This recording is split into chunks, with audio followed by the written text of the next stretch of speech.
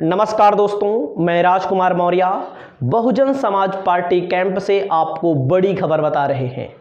तथ्यों के साथ, आंकड़ों के साथ, फैक्ट एवं फिगर के साथ। बहुजन समाज पार्टी की सुप्रीमो सुश्री मायावती जी लोकसभा का चुनाव 2024 में लड़ने जा रही हैं। लोकसभा के चुनाव में सपा का साथ भी मिलेगा उनको और कांग्रेस का भी साथ मिलेगा। चाहे गठबंधन हो या गन्ना हो, लेकिन जब कोई बड़ा नेता चुनाव लड़ता है विपक्ष का, तो विपक्षी पार्टियां उसको सहयोग देती हैं। जैसे राहुल गांधी और सोनिया गांधी लगातार अमेठी और रायबरेली से चुनाव लड़ते रहे, जीतते रहे। 2019 में राहुल गांधी को हार का मुंह भी देखना पड़ा, वो बात अलग है। लेकिन आप ये समझ सकते हैं वहाँ पर मायावती जी का एवं अखिलेश यादव जी का दोनों पार्टियों का समर्थन रहता है विपक्ष की तरफ से।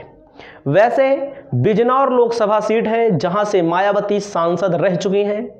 बिजनौर लोकसभा सीट जो है मेरठ और मुजफ्फरनगर के जिलों से काट करके बनाई गई है, जिसका नाम है बिजनौर। 2019 में इस सीट पर बसपा को शानदार जीत मिली थी, जब समाजवादी पार्टी और बहुजन समाज पार्टी का कॉम्बिनेशन था।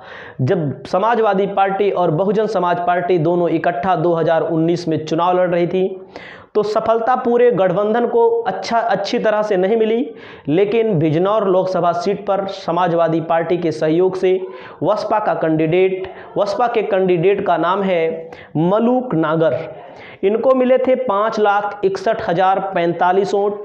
बीएसपी के सिंबल हाथी पर चुनाव लड़े। उसके बाद कुंवर भारतेंद्र सिंह 4,91,104 वोट बीजेपी को मिले। तो आप समझ सकते हैं अच्छे खासे मार्जिन से बसपा के कैंडिडेट को सफलता मिली। कांग्रेस के कैंडिडेट को 25,833 वोट मिले। वहीं पर हम बात करते हैं 2014 में भारतीय जनता पार्टी का इस सीट पर कब्जा रहा। लेकिन अगर 2019 के बाद कोई चुनाव हुआ 2022 में, बिजनौर लोकसभा सीटों में 5 सीटें आती हैं विधानसभा की।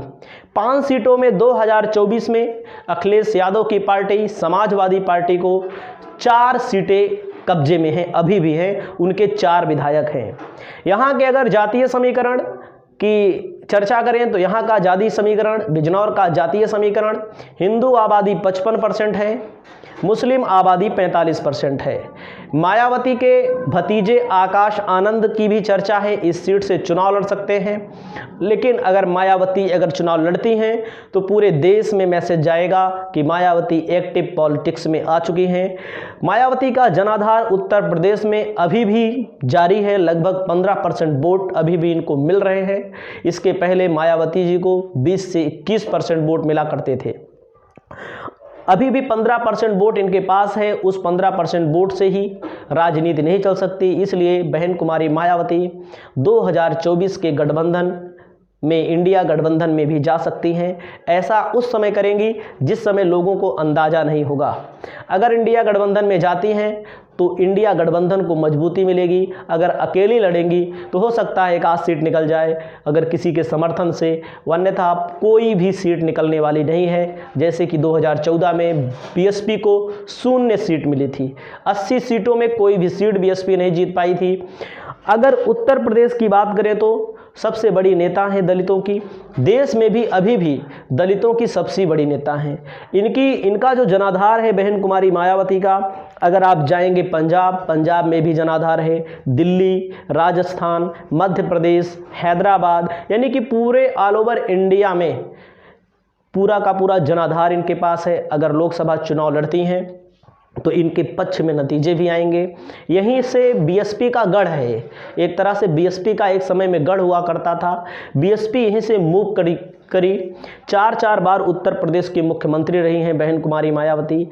एक बार 2007 से लेकर के 2012 तक पूर्णकालीन मुख्यमंत्री रहीं। पूर्णकालीन मतलब पूरा का पूरा 5 वर्ष चलाया। बड़े बड़े गुंडे, बड़े बड़े माफिया थर थर कांपते थे, जो आज किसी सरकार के शरण में बैठ जाते हैं या अखिलेश यादव की सरकार में शरण में बैठ जाते हैं। लेकिन बहरहाल अखिलेश यादव ने भी काफ़ी दूरी बनाई इन लोगों से, माफियाओं से, गुंडों से। और उस समय जब मायावती की सरकार थी, लोग कहते हैं कि लोग थर थर कांपते थे। अच्छे गुंडे माफिया। तो उम्मीद करते हैं इस वीडियो से आपको जानकारी मिली होगी। वीडियो में आने के लिए बहुत बहुत धन्यवाद। नमस्कार।